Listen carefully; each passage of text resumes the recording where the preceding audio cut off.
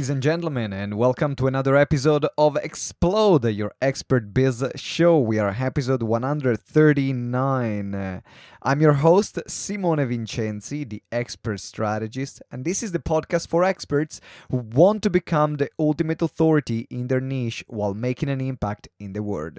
And today I have the pleasure to interview Shawn Neff on how to grow 7 streams of revenue while actually enjoying life. Oh my god, what an interview. This woman, incredible, has 7 different businesses, a huge family, and she seems she's having also a great time in life. I definitely want to learn from her, and I wanted to learn from her. That's why we had Shawn on our podcast. So if you are into growing multiple streams of income, which you should, and if you are into as well enjoying life, which you should, not that I will tell you what you should do or not you should do, but you should, then make sure you listen to this interview. Before I introduce Shawn in the best way, and also tell you what we're going to break down or what we're going to cover in this interview, I want to talk to you about the tool of the day. This is something I'm doing every now and then, generally once a week on our Monday show, where I share with you something that I use in my life, in my business, that I found it pretty cool, or saves me money, or makes me money, or saves me time, and the tools that I absolutely love. And one of these little great gems that I found is an app that is available for iOS and Android, and is called MyScans Pro. So MyScans Pro. And what it does is you can literally take a picture of a document and it creates a scan PDF version of any document you have. So instead of going to a printer and getting it scanned, then you can literally take a picture, it will automatically scan it, and also you can send it then automatically via email. Is so awesome. I think there is a free version, and there is a slightly like paid version, which is $7, $10, something like that, $19. I don't remember how much is the paid version, but something that for the amount of time that I use it, every time I need to sign a contract or send a document or something, I need to send documents to the bank, this app is a lifesaver. So MyScans Pro app, available for iOS and Android. Absolutely love it. Get it. There is no affiliate link again as well in this one. Just something that I use it and makes a huge difference. So MyScans Pro app, you will absolutely love it. Now, getting back to our interview, we are talking to Shawn Neff. And for those of you that don't know Shawn, she's a success coach and serial entrepreneur who currently is at the helm of 7 streams of revenue. She helps transform people from solopreneur to CEO of multiple revenue streams. Her clients emerge from her highly sought-after programs feeling capable and excited about managing their profitable business while experiencing a flourishing home life. Her unique program drove from her career in health, entrepreneurship, and motherhood, where she homeschools her 2 children. She lives in beautiful northern Michigan with her family and works closely with her husband and business partner for 17 years. So, literally, this woman has been married for 17 years. She homeschools her kids, and she has 7 businesses. Hell yeah.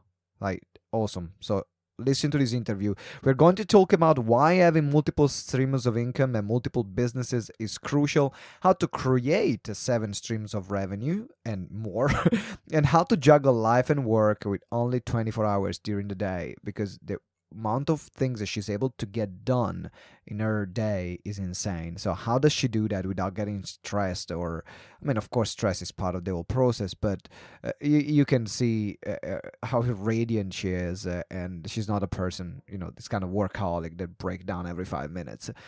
So that's why I think we can all learn from her. If you want to connect with Shawn, there are all the links in the show notes. You'll be able to get it there. And you can also read, if you like reading, the transcript of the entire interview. Oh my God, how amazing is this? And you can find it on www.gtex.org.uk episode iPhone 139, and you could be able to get all the transcript and bonus resources there. If you just a few announcements before we get started. If you haven't downloaded our 6-figure ultimate selling from the stage checklist and you want to make 6-figure presentations or webinars or seminars, download it right now. Like right now. Don't even think about it. Download it, use it, read it. It will make the complete difference in your business. Also, if you want to, the link is in the show notes for the checklist.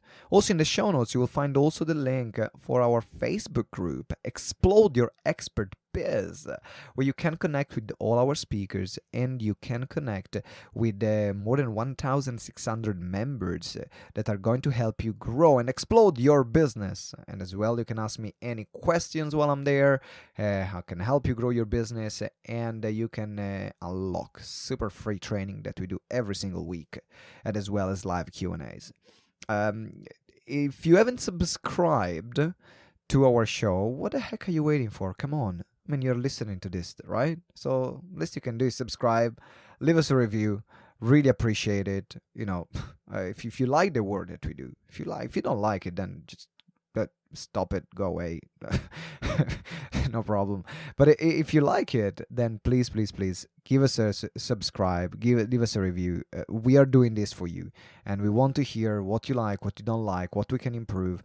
And also, if you want to send me any feedback, send it at simone@gtex.org.uk. I personally read the emails and I will personally respond. So make sure that you send the email there, where if you want to be considered to become one of our guests, or if you have simply any feedback, or you just want to tell me how awesome I am and how much you love me, I'll take that too. Don't worry. All right, I think it's time for me to shut the hell up. And it's time to hear it from Shawn Neff, how to grow 7 streams of revenue while actually enjoying life.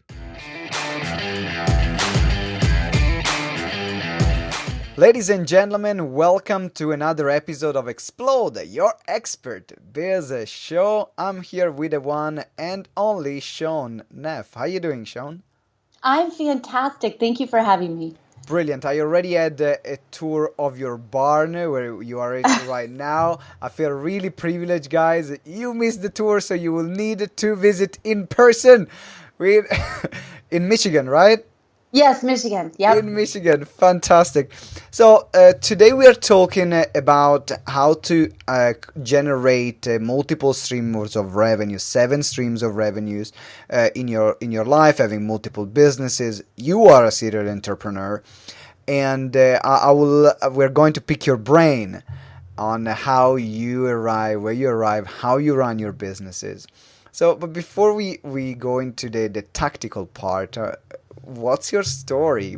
How did you get in that beautiful barn, doing this interview, running all these businesses? What happened? What happened? You get to a point in your life and you look back and you go, oh my gosh, I've created all these things and I'm managing. I'm like, literally people would look at my life and they say, you're like juggling a circus. I'm like, oh, yeah, like a 3-ring circus, but I'm actually the master of my 3-ring circuses.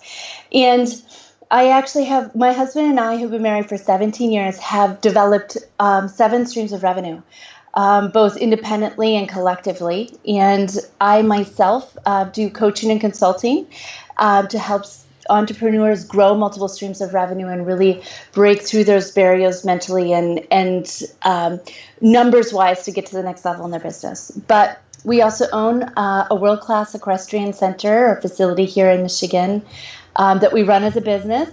And I'm also a purse designer and an accessory designer of luxury accessories for women who aren't afraid to stand out. So that's a whole new business for myself. And so, for us, it was just like adding one piece on top of another. And when we got good at one thing, it was like, how do we grow? What's next? What else is possible? What would I love to do?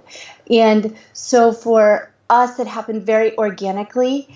And it was just in the last year that we looked back at our life and said, wow, other people want to know how we've done what we've done to build a 7-figure net worth and to have staff and to have team and to have support and to simultaneously run 7 different streams of very different kind of revenue is quite an acrobatic act, really. And so in my coaching business, I teach people how to actually do that and how to systematically make decisions so that you can add more revenue streams. That's absolutely fantastic. I know that for people that cannot see, if you're listening to the audio interview, you're gonna miss this. But if you're watching the video, I've seen like the handbag that you had with you when one of your products. Yes. Yeah. Okay, so, ladies out there, I'm sure you will love this piece of handbag. Yes. So this was an inspiration of mine. We use embossed leather, which is made out of the beef industry, which is it's a very sustainable industry. We go through, a lot of cattle for our food production, and then mixing with exotic skins of other things like python and stingray, which is also a meat industry, actually. And so really helping to bring our styles alive, and helping to accessorize ourselves in a way that is really authentic has been this new business for myself, and it's EQ Posh Purses, and it's been wonderful. So learning manufacturing and wholesaling and distribution and all of those things at the moment. So what are all your businesses? Tell me all your businesses. So you have the 7 businesses. Go for it. You have the coaching and consulting. Coaching and consulting. We have a storage facility that you could imagine 43,000 square feet, which is like 3 football fields or lacrosse fields underneath a roof where we store boats, cars, and RVs. We have properties that we manage. We have rental income. We have EQ Posh Purses, and we've got the equestrian facility, and then we also have some other investment sort of income that we have going on. Fantastic. So the question becomes, how do you juggle all of that? Because, a lot of people, they get overwhelmed, frustrated, just with not even one business, but half a business. Now you're running 7. 7. And 3 are actual like money in, money out, like major money in, major money out, and some deliverables in the business. The most intensive business that we have is actually our equestrian facility, because we've got 10 high-end horses that need to be cared for. It's like having 1,200-pound toddlers that need to be dressed and undressed and taken out. And so that's the most labor-intensive business that we have. And so making sure that we've had to really make sure that what I call is the wheels have to stay on my bus. And that means like I imagine my life like a luxury motorhome going down the expressway, and all of my team and my people and my container is all got to be in alignment. The catastrophe comes when the wheel falls off the bus or your employee leaves, or you have to prepare yourself for those things and make sure that you have emergency plans in place so that when the wheels do fall off your bus, and they will, that you can handle it and you've got a plan in place. Okay, what has been your the lowest moment in your entrepreneurial journey when you were building those businesses? What has been the lowest moment? That's an interesting question. The lowest moment in all of our business has been the disappointment that things don't happen as quickly as you think they should, nor as easily as you want them to happen. And that's happened with all of our businesses. But what I know is that the perseverance that you have to say, no matter what, we're going to work through this and find the solution. It's always about finding the next possible solution for the problem and being solution oriented, in discovering that every disappointment is a new opportunity to be really like creative and problem solve to what really wants to happen within your businesses. And can you give me a particular example where you had to use this creativity in a moment where almost like not only one wheel was falling off the bus, but it felt like all four wheels were falling off, right? Yeah, right. Sure. Just recently in our equestrian business here, and our daughter is a very high level equestrian, and I have what I call 3 Porsches. So it would be like if you don't know how to drive a Porsche, which I don't, it would be terrifying. I have 3 horses here that are like driving Porsches, and you need like daily support to drive this sort of high level animal. And we had to let go of one of our employees, which was very heartbreaking because things happened in her life and she made some bad choices, and we knew it was not on brand for our business, the choices that she had made, and that we had to terminate, but that left me with like 2 wheels falling off my bus. And so scrambling and finding solutions with support and people around me to say, okay, can you fill in the gaps, stabilize the bus, and then let's reach out to even better possibilities of solutions.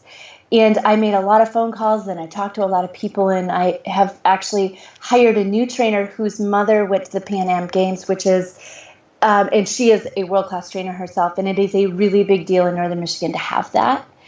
But a month and a half, we were all like, did we make the right, you knew in your bones you made the right decision, but it was hard. And being okay as an entrepreneur with the hard, and being okay with your wheels falling off your bus sometimes, and going, this is the best I can do. The wheels have fallen off my bus, but I know that better things are coming. And being okay with that is the number one skill, I think, that is life-changing for entrepreneurs. Thank you for sharing. And now let's go to the best moment. What has been like the moment where it doesn't matter how big or small, where you felt, oh my God, this is my best entrepreneurial moment ever. Doesn't matter how big or small. I, in my consulting business, in my private consulting business, I work with the most incredible entrepreneurs. And sometimes when we start, a lot of times our lives are a hot mess, like the wheels of their life have fallen off their bus, and they've lost the passion, and they can't find the focus, and they're having trouble delegating. And in a moment in my business this year, my client said to me, she goes, I've gone from a hot mess to purchasing $1 million software company and having great success, and also having 4 other streams of revenue, and staying married, which was all part of this equation that 6 months prior didn't even seem possible in her life. And so for me, as a mentor to someone, and to walk in some of those most challenging parts of your life and your business, you don't always hire a mentor because things are going great. You're hiring a mentor because you're stuck up against a brick wall. And to help people walk that and bridge that and move through that is the most rewarding, I get tears in my eyes. It's like, I am so grateful that I get to wake up every morning and do that and help people move through that and develop solutions and learn how to think differently. And those are the most incredible moments. And how do you combine then business and family? Because, first of all, what struck me about your story is that you said your husband is also a business partner in some of the businesses that you run. Yes. And, one of the advice that has been given to many entrepreneurs is don't do business with your family. Don't do business with your spouse. Like, that's a recipe for divorce. Right. So how did you manage to build all this empire while also maintaining a thriving relationship? So, just to add on to that, I'm also business partners with my parents. We are half owners in our storage facility. We live on the With same. the parents? With my parents, yeah. And then. Oh my God. Okay. My sister and I are going to be business partners in EQ Purses. And I, my husband doesn't know anything that goes on in my consulting business, and we've kept it that way. It's like, these are my books, these are my investments, the coaches I hire, he's supportive, but he doesn't want to know like how much it costs, and it's fine. We're separate in that entity.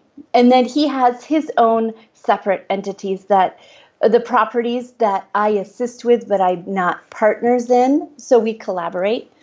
And then in the business that we are partners in, he is kind of like the anchor, and I'm kind of like the hot air balloon. So we're a great balance in vision versus reality, and mixing in between about what is really the next right step for us.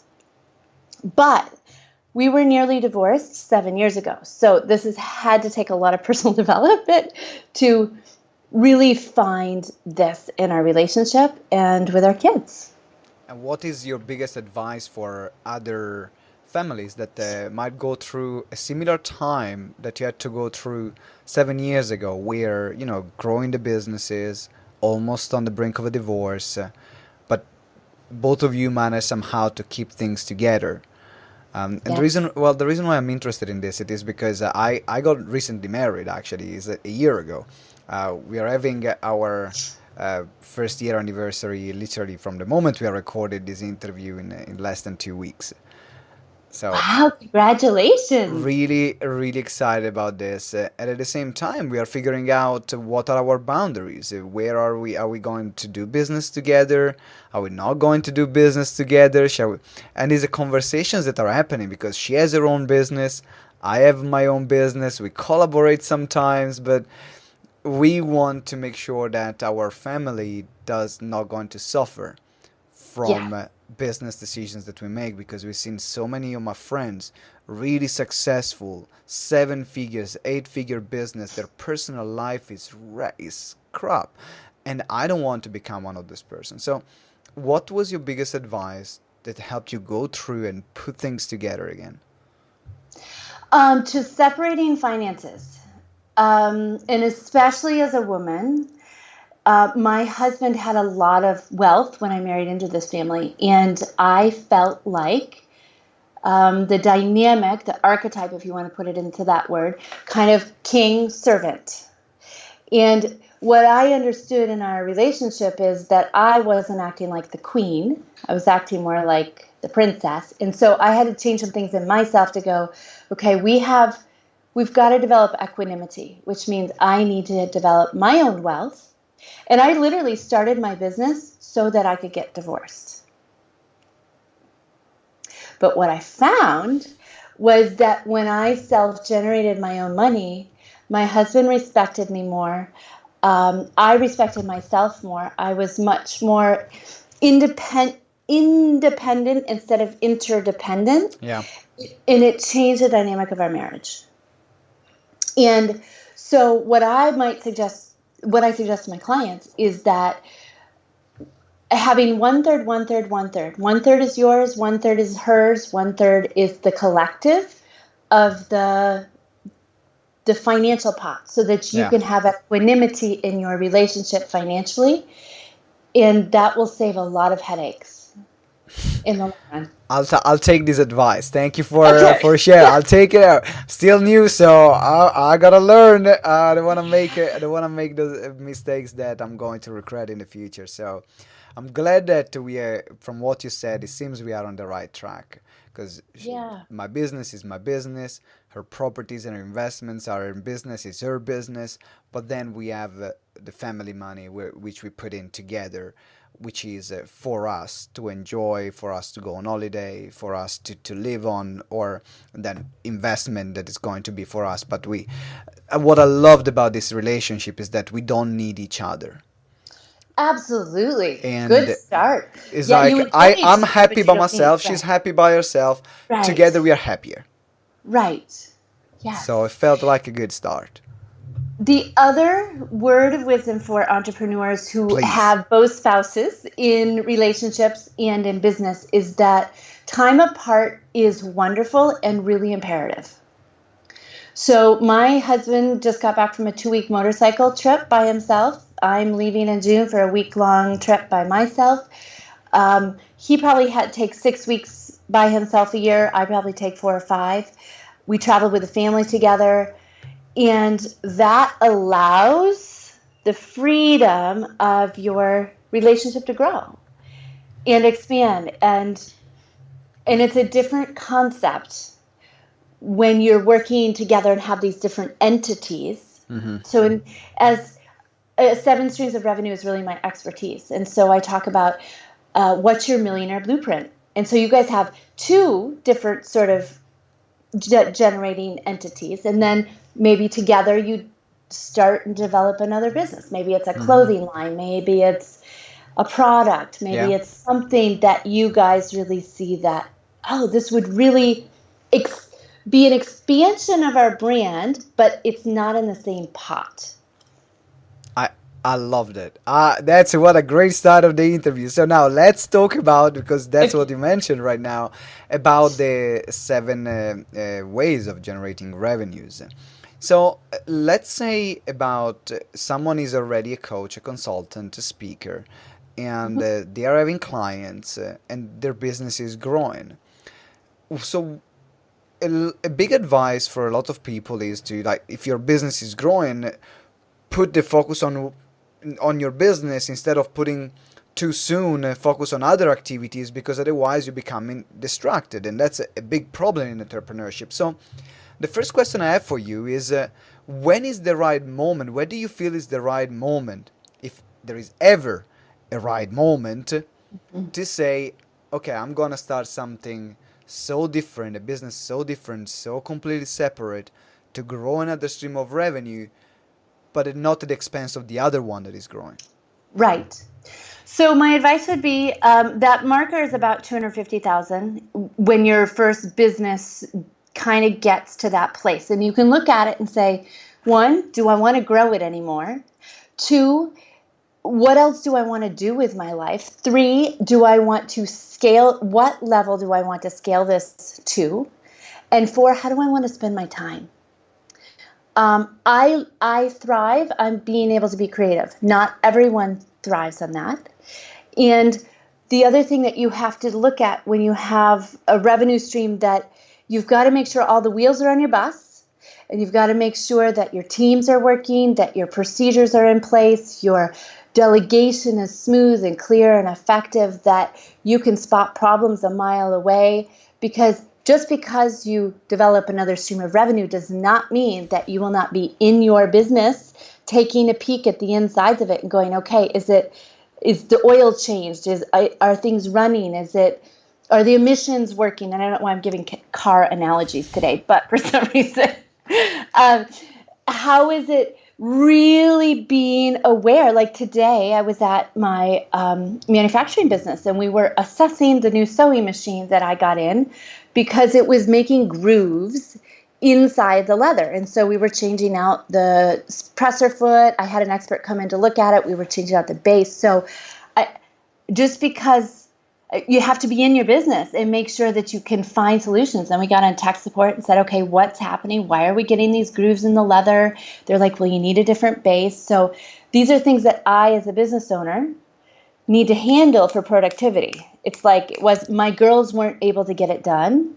So I'm like, oh, okay. This is something that I need to step in and make some decisions, get some solutions handled. And so making sure that you're really clear how things are working and how you're going to scale, and if you want to scale, are the first steps. And then the second thing is finding, all of us have ideas. I have all of my clients do a poster board, which I call it their Post-it note board, with all of their ideas. Some are valid, some are great, and some are terrible. But let's write each one down and put it on the board and say, okay, is this a viable business? Because even though it's a good idea, but does not mean that that next revenue stream is a viable business. Someone may have already done it. It might take the resources it might take to get that up and going might be more than you're prepared to do. So you've really got to look at the viability. So those are the first two steps. Really, really enjoying this conversation. So you mentioned the fact of having this step number one, to be clear about your life and to be clear about what is that you want to experience. And it feels to me that in particular it works for you because then you are not restricting yourself in a box of I'm a business owner of this business, that's what I'm going to do for the rest of my life. But you're actually saying you're setting the mark not too high to when you are creating even another one, because £250,000 is a nice business, is not a big business. So then at that point you can say, okay, do I want to grow that to 7 figures? Do I want this to stay a multiple 6-figure business? So I find that you don't have to start thinking about other businesses or revenue stream to have a 7 or 8-figure business before you move on to another one, because it would take you much longer to create also that kind of business. And in particular, if you are someone like yourself, which incredibly creative, thrive seeing things like spring and flourish, and then it works incredibly well. So in terms of management, now let's look at the management part, because one thing is the idea, and ideas, and I remember someone saying, I don't remember who, but I think someone very wise says that ideas are worth nothing, which is all about the implementation. Because you can have the most amazing ideas, but if you're not getting executed well, right? So how do you manage the businesses that you have created? What processes and systems what kind of checklist do you have to make sure that happens? Let me refine your question. Is the question, how do I explore other revenue streams in a systematic way? Is that your question? Oh, the question was, how do you manage the one that you have? And then the next question would have been that one. But first I want to see, now you have all these 7. Right. So how do you make sure that this 7 runs smoothly? And what are you doing daily? Actually, that's the question. What are you doing daily to make sure that those 7 run smoothly? And then we're going to explore how to systematically find more. Okay. Cool. So what I do daily, and I don't do daily. In my consulting business, it's a daily touch-in. I am very fierce about a segmented blocked calendar, and I work on one business one day. So if I'm going to work in another business, because it takes 20% of your mental energy and physical energy to shift focus to a different business. So if I'm going to work on my EcoPosh purses, that's what I'm going to do generally in the day. I'm going to fiercely focus on that. If I'm going to be consulting, I have my clients lined up in one day. If I'm going to be being a mom, I block off that time so that I can be a mom. If I'm going to work in the storage facility, that my children help my husband run that with my parents. If I need to, I can go drive the tractor and move a boat around. I can.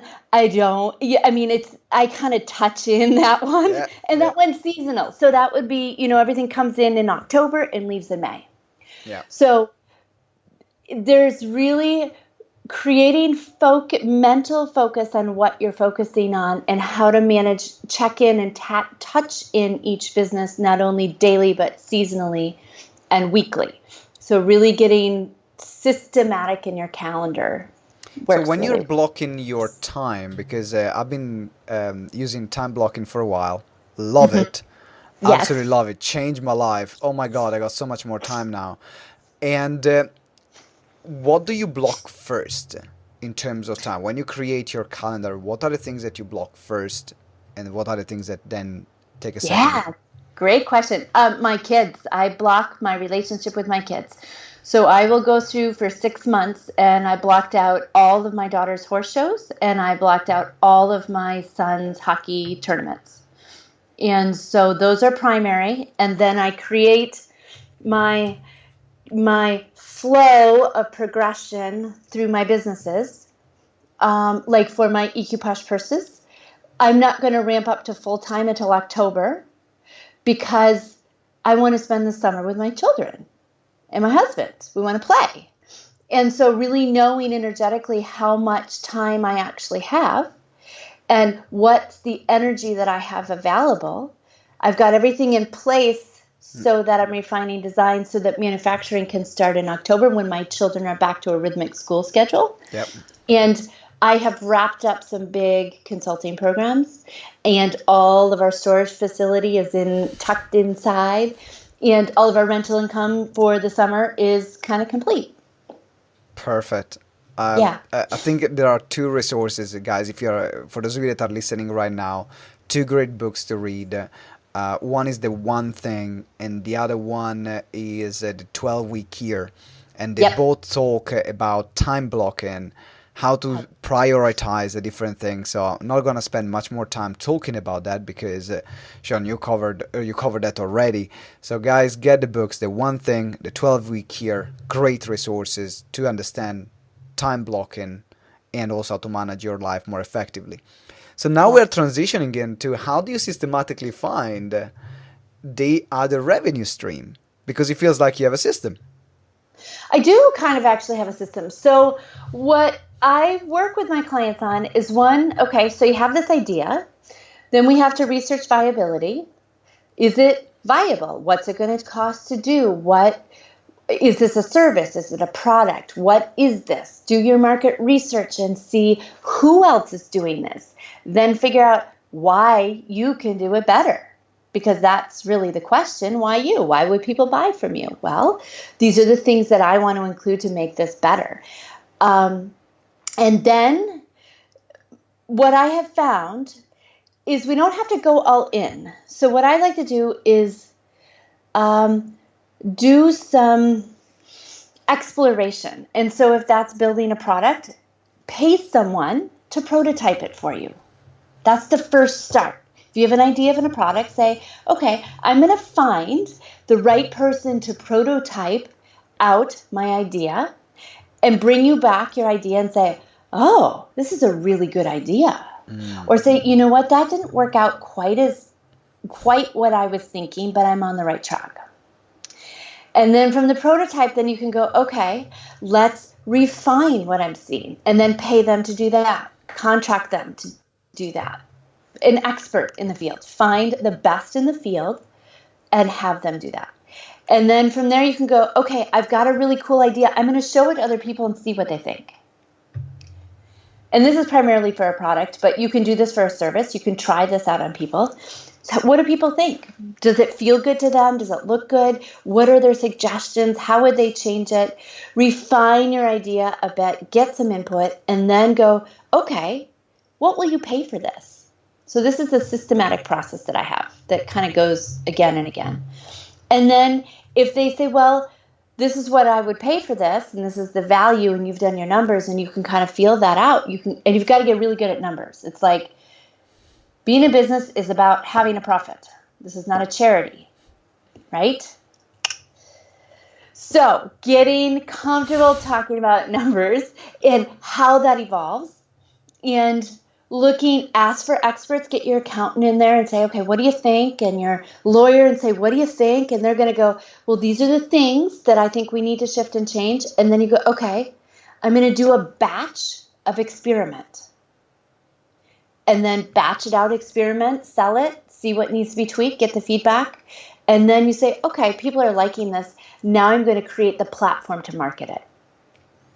And how long does it take from idea to, of course, it's like how long is a piece of string? Every business will be different. But if you have an average time, think about the clients you work with from idea to completion, how long is that process?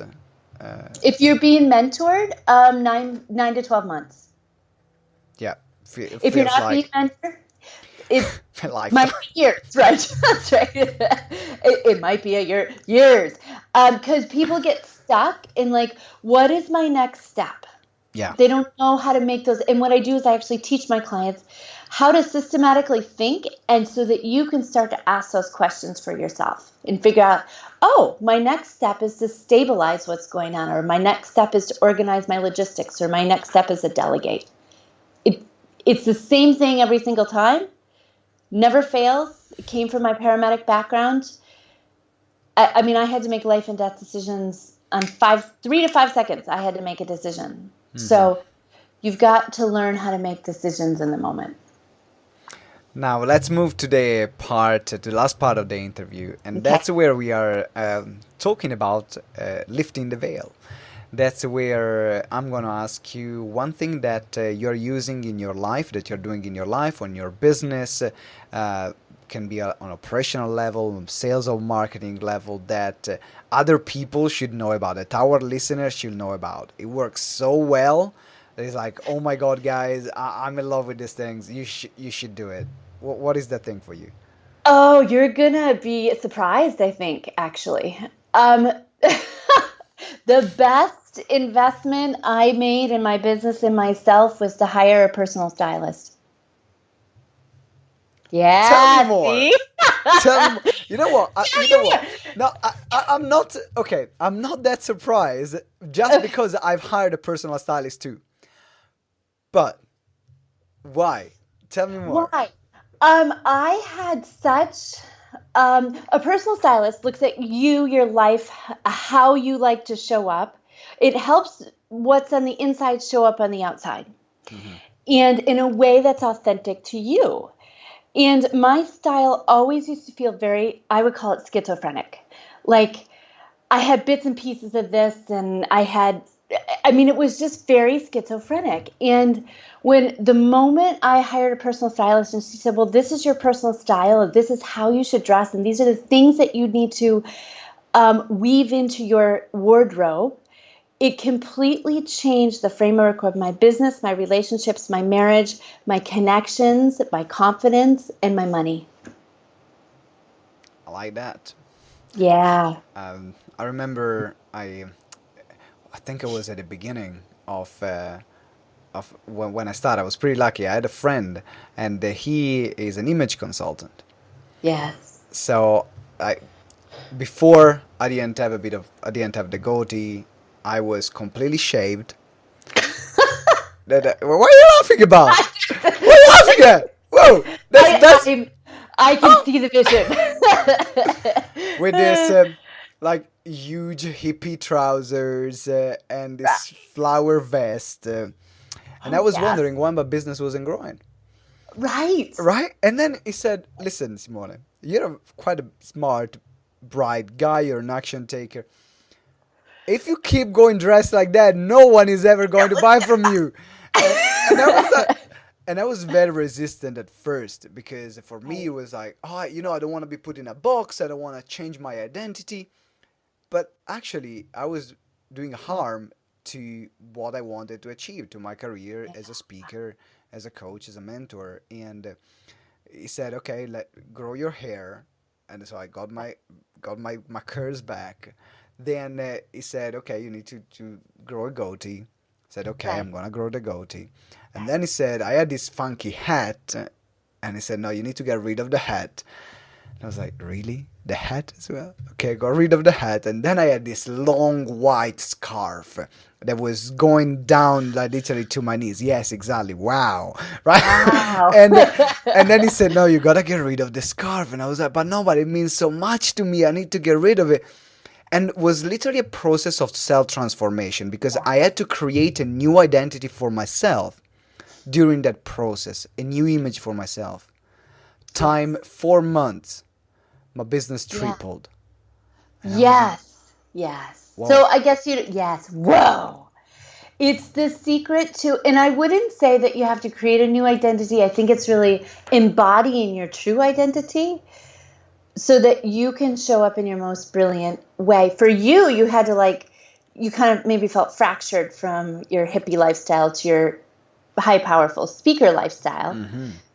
For me, I had my farm wardrobe and my high-end fundraiser wardrobe, and I had my, so for me, that was the schizophrenic part. But huge, not a big investment, but a life-changing experience for any entrepreneur. Guys, get an image consultant. You're listening right Yeah. now. Get Yeah. lifestyle, like a life makeover, whatever you want to call it, Yeah. image consultant. Get it because it's gonna make a huge difference. It's been a wonderful interview, Shawn. I loved it. Full of golden nuggets from the relationship part to your story to the way you grow your businesses, the way you manage them, the way you find new opportunities of investment. So if people want to reach out to you and they say, I want to be mentored by Shawn, she's the one for me, or they want to start getting to know your content better, where they can go? ShawnNeff.com. So it's, you'll post the link below, Yeah, I'm it's gonna sure. be the link. Yeah. Yeah, and then just opt in to my list. I would love to have you on my list. I give lots of golden nuggets there, and I really teach you actually my tips to delegating with confidence. Is really an offer that you can have right now today, and really hear more about how you can handle that with your teams. And we can set up a time to just have a conversation. I am all about building relationship-based businesses and conversations. And so we just get on the phone together and talk about how I can support you and where you're at. And we go from there. So Fantastic. So yeah. ShawnNeff.com, you're going to have the link here in the show notes. Make sure that you opt in particular because delegation is one of the most important skills that you can Yes. have as a business owner, because remember, you are not your expertise. You are an entrepreneur, you're a business owner. Your product and service is your expertise. So you will need other people in your team to work with you and help you out in your journey. So make sure that you opt in. Crucial skill to have. Shawn, it's been an absolute pleasure having you here. Thank you very much. Thank you. Have a beautiful day. I definitely will. And ladies and gentlemen, thank you for watching. Thank you for listening. And if you haven't subscribed yet to the show, subscribe right now. Click the juicy subscribe button straight away. And let me know with a review. Of course, 5-star. We don't expect less than that after this interview. 5-star review letting me know what did you enjoy the most about this interview. What did you got? What was your biggest learning? And up until next time, always remember that together we grow exponentially. See you next time.